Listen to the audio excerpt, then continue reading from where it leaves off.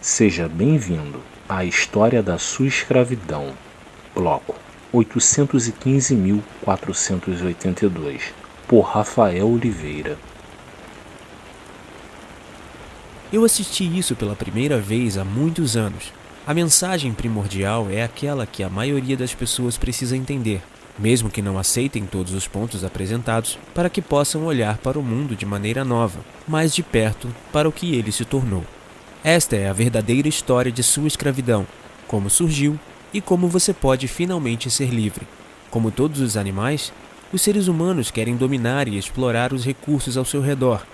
No começo, caçávamos, pescávamos e comíamos da terra, mas então algo mágico e terrível aconteceu em nossas mentes. Ficamos, sozinhos entre os animais, com medo da morte e de perdas futuras. E este foi o começo de uma grande tragédia e uma possibilidade ainda maior. Veja bem, quando ficamos com medo da morte, de ferimentos e da prisão, nos tornamos controláveis e tão valiosos de uma forma que nenhum outro recurso poderia ser. O maior recurso para qualquer ser humano controlar não são os recursos naturais ou ferramentas ou animais ou a terra, mas outros seres humanos.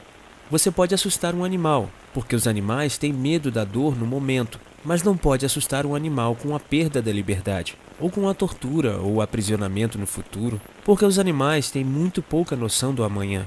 Você não pode ameaçar uma vaca com tortura ou uma ovelha com a morte. Você não pode balançar uma espada em uma árvore e gritar para que ela produza mais frutos, ou segurar uma tocha acesa em um campo e exigir mais trigo. Você não pode obter mais ovos ameaçando uma galinha, mas pode fazer com que um homem lhe dê seus ovos ameaçando-o.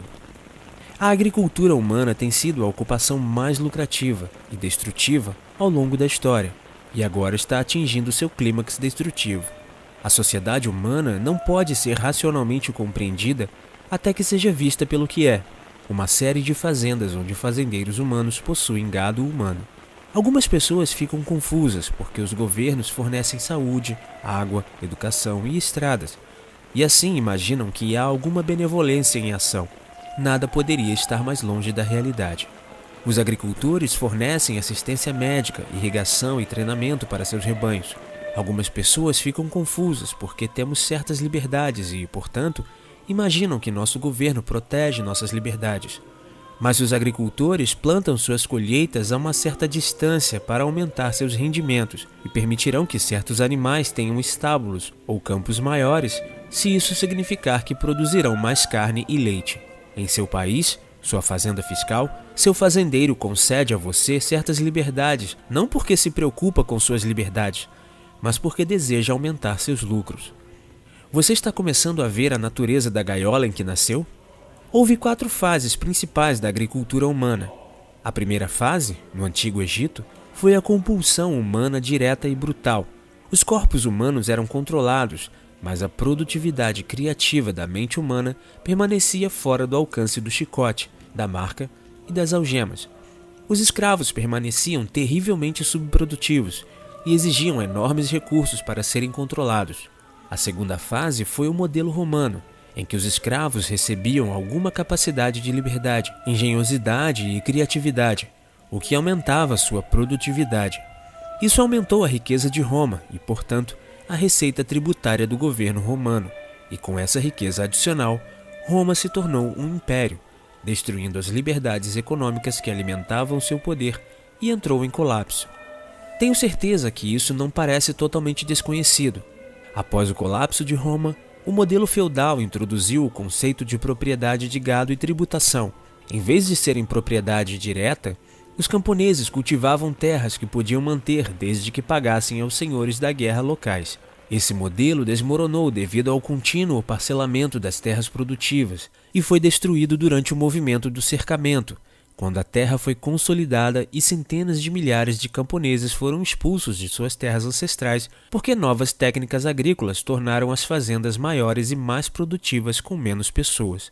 O aumento da produtividade do final da Idade Média criou o excesso de alimentos necessário para a expansão das vilas e cidades, que por sua vez deu origem ao moderno modelo democrático de propriedade humana. À medida que os camponeses deslocados inundavam as cidades, um enorme estoque de capital humano tornou-se disponível para os industriais em ascensão, e a classe dominante de agricultores humanos rapidamente percebeu que poderia ganhar mais dinheiro deixando seu gado escolher suas próprias ocupações. No modelo democrático, a propriedade direta de escravos foi substituída pelo modelo mafioso. A máfia raramente é dona de negócios diretamente, mas envia bandidos uma vez por mês para roubar os donos dos negócios. Agora você pode escolher sua própria ocupação, o que aumenta sua produtividade e, portanto, os impostos que você pode pagar a seus mestres.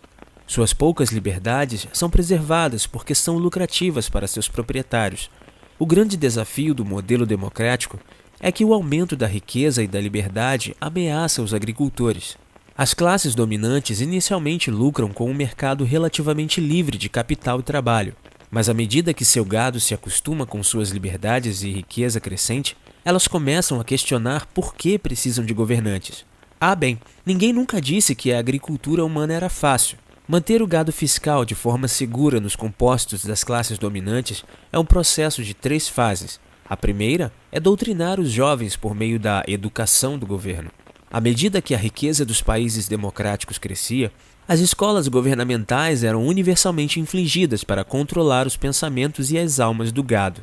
A segunda é colocar os cidadãos uns contra os outros, através da criação de gado dependente.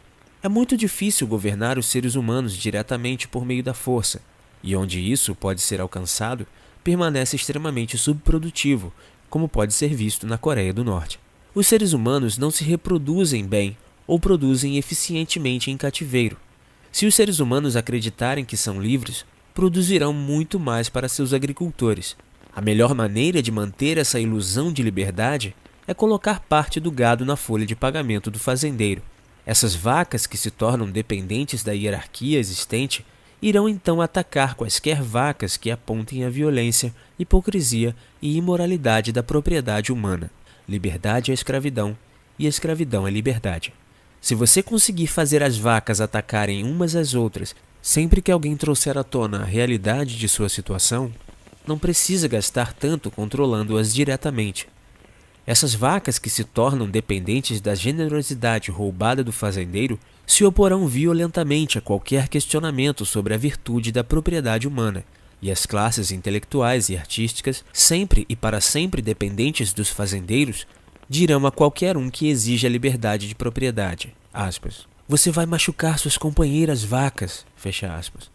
O gado é mantido fechado, transferindo a responsabilidade moral da destrutividade de um sistema violento para aqueles que exigem liberdade real.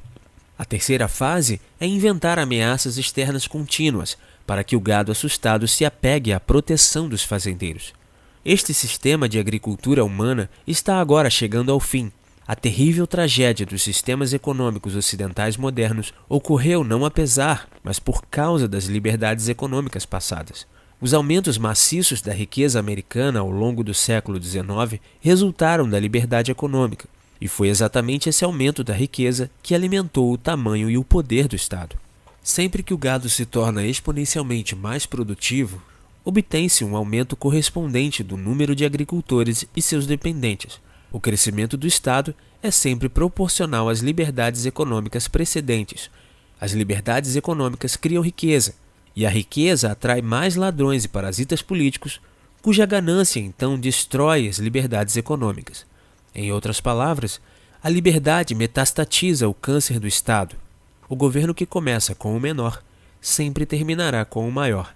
É por isso que não pode haver alternativa viável e sustentável para uma sociedade verdadeiramente livre e pacífica. Uma sociedade sem governantes políticos, sem propriedade humana, sem a violência da tributação e do estatismo. Ser verdadeiramente livre é muito fácil e muito difícil.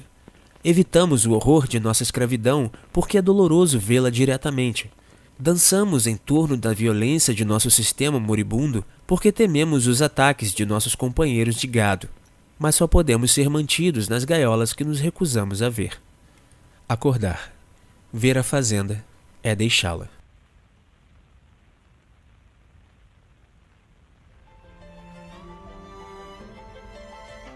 Bitcoin é a esperança para milhões de famílias, para todas as gerações, para a raça humana, para a vida na Terra, para a própria Terra.